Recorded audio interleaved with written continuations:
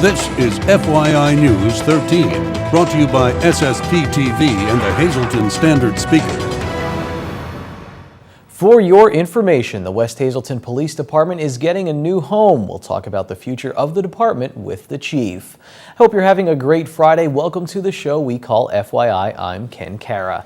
The West Hazleton Police Department is anxiously awaiting its new home. FYI's Lisa Sugar talked with the borough's chief about what the new station will mean for the department and the community. Construction is underway for a new police station for the borough of West Hazleton.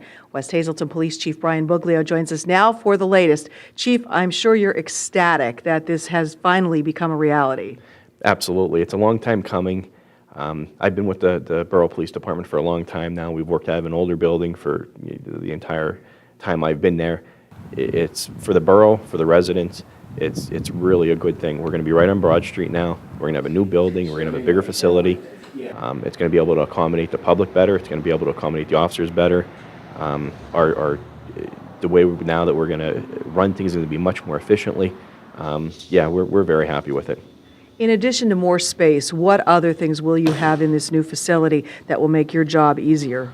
One of the things is we're going to have a sally port in the back. We're going to be able to drive from the back of the garage. It'll be a secure area. Then you're going to go right into the back of the police station, which will have our holding cell there and our interview room. So no longer you're going to be going through the station and patrol areas and secure areas. You're going to go right to where you need to go. It's like I said, it's going to have a dedicated interview room with audio and video recording in it. It's going to have a dedicated cell, a holding cell that we could hold prisoners in there. We're going to have a training room inside there, which is we never had anything like that before. Now we can hold trainings and do in-house trainings right at our own facility. This has been such a long time coming. When do you hope to actually move into it? Our anticipation is probably by the end of the summer we'll be in there and operating out of that building. And how are things going right now with the police department as you await this transition?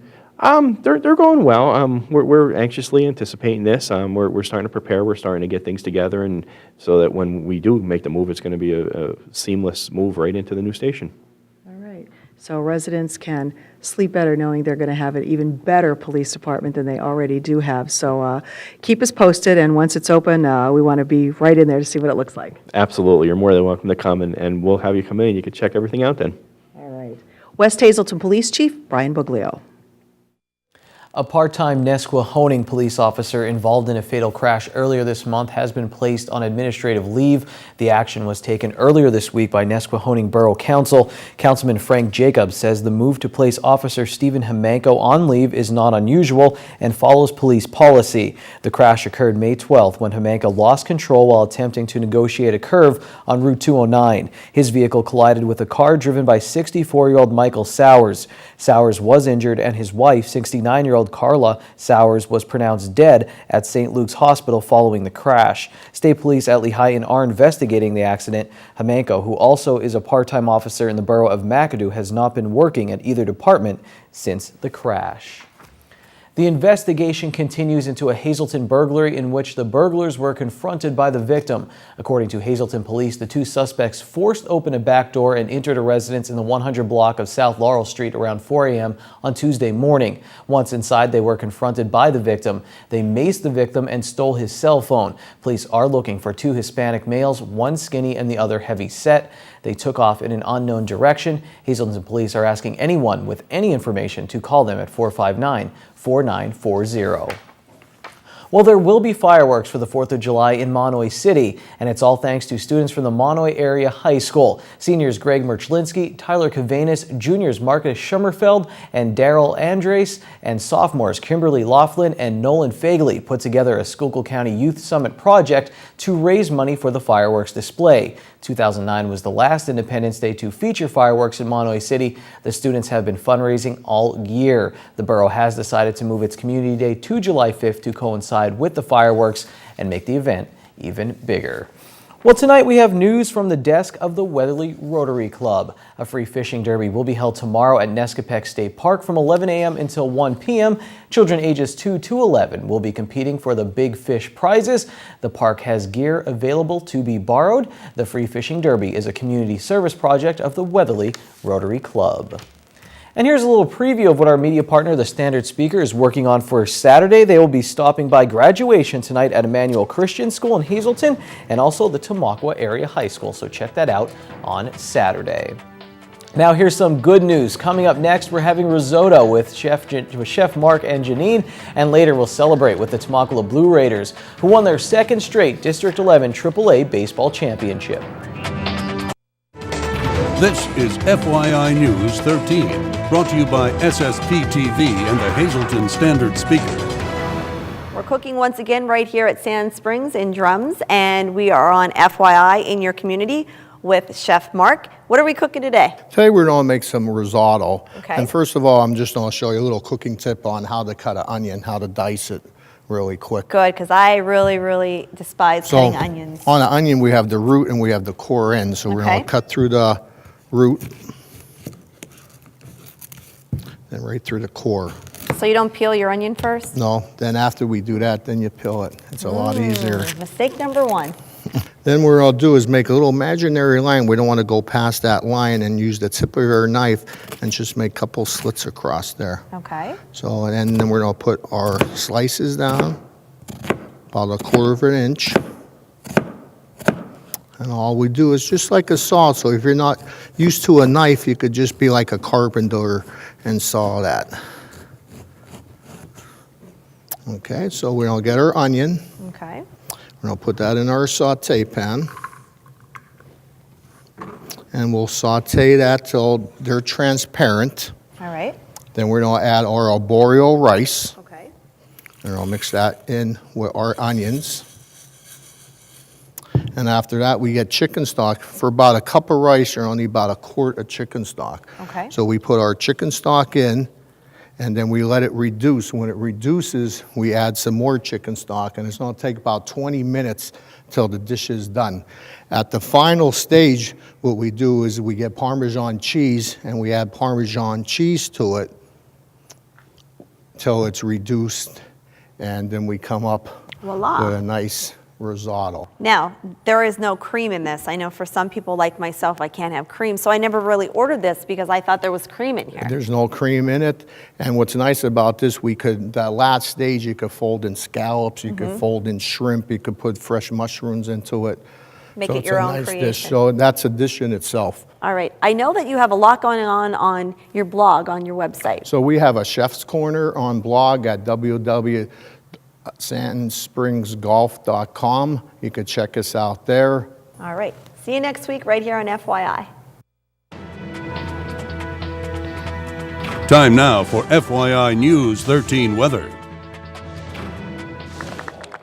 Look up in the sky. It's a bird, it's a plane, it's Ron Marchetti. No, it's a plane flying over Coca-Cola Park after last night's District 11 AAA championship game in Allentown. For the record, we had planes, trains, and automobiles as weather shots this week. Here's your weather from the National Weather Service now. Tonight, partly cloudy with a low around 50. Saturday will be sunny with a high near 70. For Saturday night, mostly clear with a low around 51.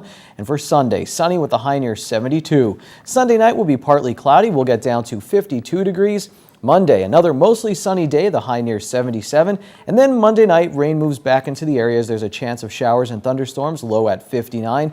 Tuesday, showers and thunderstorms are likely, a 70% chance. We'll get up to 78. And Tuesday night, another chance of showers and thunderstorms, and the low will be 62 degrees.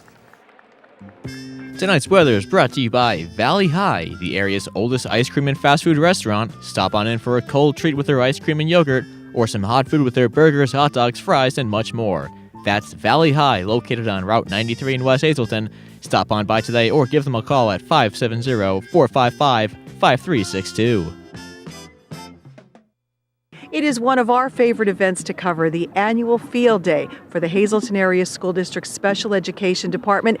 And Gino Molino is here with me, and he has a big title. He is the Transition Liaison and Work Study Coordinator for the Hazleton Area School District, but the organizer of this wonderful event. Gino, this is its 6th year for this great event. Yes, it is. It's our 6th year. Unfortunately, last year we had to cancel because of weather, and it just wouldn't cooperate with us. This year we're fighting the weather, but we're here and we're going to get through it today. So it is our 6th year, and it's a great event. The kids love it, the teachers love it, the staff. We get cheerleaders involved, all the different organizations in the high school involved in volunteering to help the kids out and motivate them. As you can probably hear in the background, our marching band is here. We start off the day by going around the track. The marching band leads the group of kids around the track. It's our opening ceremony, and it's a great day for everybody. Now, who all is involved in this? There's like over 100 students that are taking part in it. Tell us what schools they're from and why you do this. Yes, we have about 110 students this year from our special education department.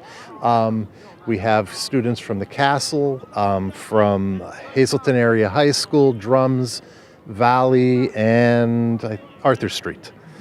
So we bus them all up here from about 9:30 in the morning till about 1 o'clock in the afternoon. And we developed all of the games and sporting events for them. It's not just a fun day. It's a fun day, but the students are still learning. They're learning teamwork. Their therapists are here, occupational therapists, speech therapists, PT therapists. So they're working with them on each of the events and doing their thing with the kids. So, it's a fun day, but yet it's a productive day as well. And everybody gets rewarded at the end, right? They get rewarded at the end, yes. We don't give ribbons for first, second, and third place. And here at our event, everybody's a winner for participating, so they will all get a ribbon at the end of the day. Well, congratulations to the school district on a wonderful event. We love covering this each and every year. And congratulations to all the students who participated. You're all first place winners in our hearts. Reporting for FYI, I'm Lisa Sugart. Now let's check out tonight's community calendar. United Rehabilitation Services, or URS, will hold a Chinese auction tomorrow. The event will feature over 150 theme baskets, including tickets to theme parks, fitness memberships, and much more. The baskets will be on display tomorrow from 11 a.m. until 1 p.m., and the actual drawing will be at 1. There will also be plenty of food and refreshments for purchase. That's the URS Chinese auction tomorrow from 11 until 1 at URS on Broad Street in downtown Hazleton. And now today's Pennsylvania midday winning lottery numbers. The daily 068, Big 4 7409, Quinto 47201, Treasure Hunt 8, 12, 16, 23, and 28. We'll be right back on FYI.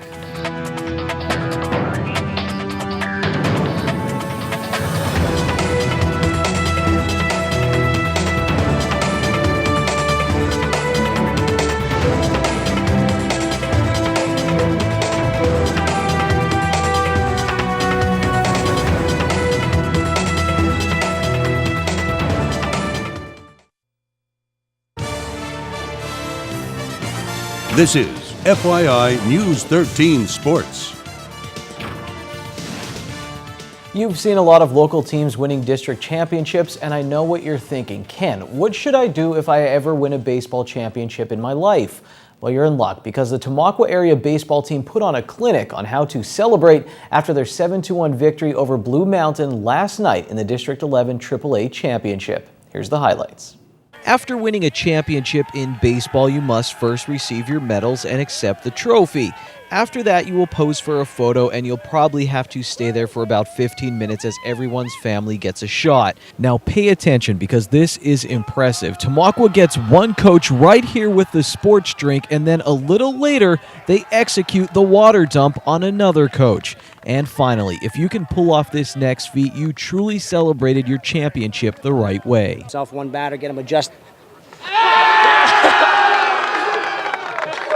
And that, my friends, is how you celebrate in baseball. How much fun did you guys have after winning? Honestly, that's probably more fun than playing the game. Just those coaches have given us a lot of crap all year, and we just get back on them like that. It's awesome. Oh, I'm proud of these guys. They work hard every day at practice, and they like to have fun. I mean, you can keep things light. Try to baseball's supposed to be a fun game. Tell them let's get our work done, and we'll have our fun on the field. So. I think they're having fun today. The fun started in the bottom of the first for the Blue Raiders. After 2 quick outs, Matt Roberts whacked this triple to right field to set up the first run of the game. It was huge getting a run up early. I mean, he came up, he got a ball that he liked, was able to hit it hard.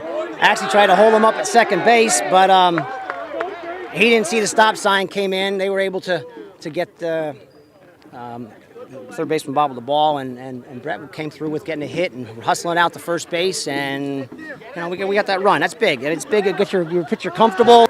I was looking at hit the fastball, lay off the junk, and I got a down to 3-2. He threw me a curveball. I fouled that off, and then I knew a fastball was coming. I got all of it and took it to right. Brett Koshulik's hustle play in the first brought in Roberts. Tamaqua kept hustling. With the game tied at 1 in the bottom of the third, Matt Minchoff and Bo Rotet started off the inning with infield singles. Both would come around to score as Tamaqua opened up a 4-1 lead. We've said that, we preached that all year long. We weren't doing it at the beginning of the year, and we said, hey, there's going to become a time when that moment, that time where we can make the defense have a miscue in crucial games by hustling them down to first base. We got to have to do that, and we have. Koshulik pitched the first 3 1/3 innings for Tamaqua, striking out 5 and allowing only 1 run. Bo Rotet came in and handled Blue Mountain the rest of the way, striking out 6 in relief. I knew Brett wasn't going to be able to go all 7, obviously, because of his arm. But I was just going to wait for Coach to let me know that I'm going to go in. I just get in that mindset when I come in that nobody's going to shut me down. Or no, I'm going to shut everybody down. Nobody's going to shut me down. So just feels great to be able to win a district championship again with this team. Just how good does it feel? Well, I think you get the idea.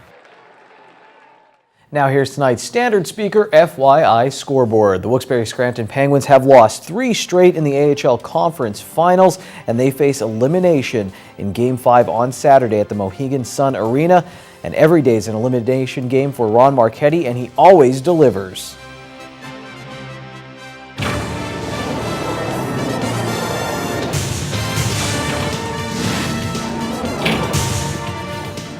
This is the real May 30th, and this is the real Short Shots. Hi, everybody. Let's review this past busy week, starting with last Friday.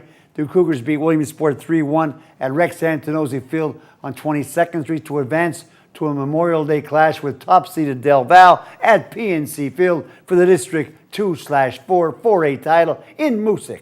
On the same day, the Lady Cougars routed Wyoming Valley West 11-1 at Joe Madden Field in the district semifinal to advance to the district title game with Williamsport at Wilkes University. The Marion Phillies took it on the chin, losing 15-0 to the Big Blue Machine from Minersville at Patton Field in Orwisburg. Also last Friday, Hazleton area's Emily Malone and Hamlet Ventura ran into the state semis in the 100-yard dash at Shippensburg. Then on the 26th day of the month and the 146th day of the year, besides being Memorial Day, it turned out to be an historic day in local sports. Hazleton area and MMI both won district championships on the same day, at the same field, in the same ballpark, before the same crowd. Mother of God, the Cougars for the first time in 9 years, and the Preppers for the first time.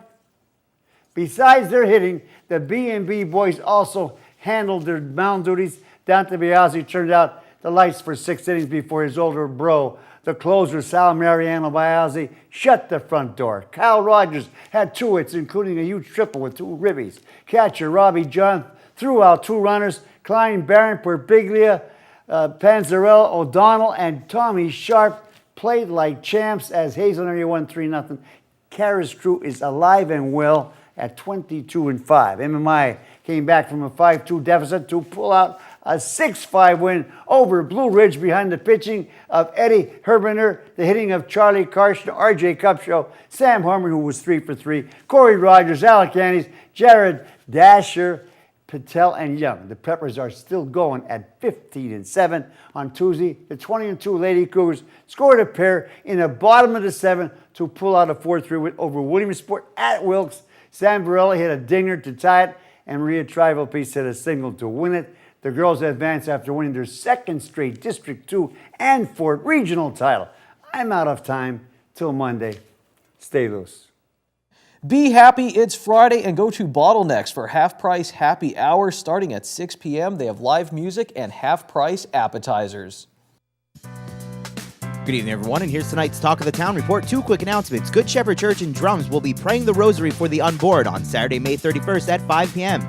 Be held in the prayer garden, and in case of rain, it will be held indoors. For more information, please call 570-788-3271. And finally, Berwick's first annual Color 5K Walk or Run will be held Saturday, May 31st at the Berwick Test Track. Colors for a Cause will benefit Relay for Life. For more information, call 570-752-0520. That's tonight's Talk of the Town. News 13 would like to send sincere condolences to the family and friends of these recently departed. Joan M. Ambrook of Fern Glen. Funeral is Monday at 9 a.m. from the Harmon Funeral Home. Friends may call Sunday from 1 to 3 and 6 to 8 p.m. Dolores LaManna of Hazleton. Arrangements will be announced by the Joseph A. Moran Funeral Home. Stephen J. Olak of Shenandoah. The Lukavitz-Orovitz-Fell Funeral Home is in charge of arrangements. Anna M. Palakunis, formerly of Shenandoah Heights. The Lukavitz-Orovitz-Fell Funeral Home is in charge of arrangements. Agnes J. Kopek of West Hazleton. Mass is Saturday at 10 a.m. in the Transfiguration Church. Friends may call Saturday from 9 to 10 a.m. at the Hillary J. Bonin Funeral Home. And Dorothy Gefford Bresnock of Hazleton. Memorial is June 18th at 10:30 a.m. at the Good Shepherd Church. Tonight's obituaries have been brought to you by the Smilax Floral Shop located on 15th Street in Hazleton. Call Smilax for all of your special events, 570-454-0111.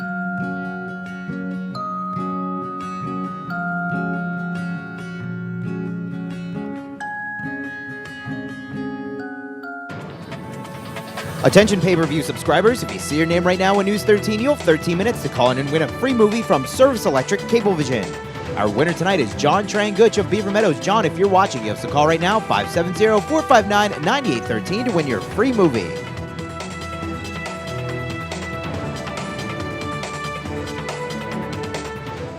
It's time for Movie Minute right here on News 13, your weekly look at what's playing at Regal Cinema 10, just outside the Laurel Mall. 2 new releases this weekend, including Maleficent. As a beautiful young woman of pure heart, Maleficent has a great life in a forest kingdom. When an invading army threatens the land, she joins up and becomes its fiercest protector.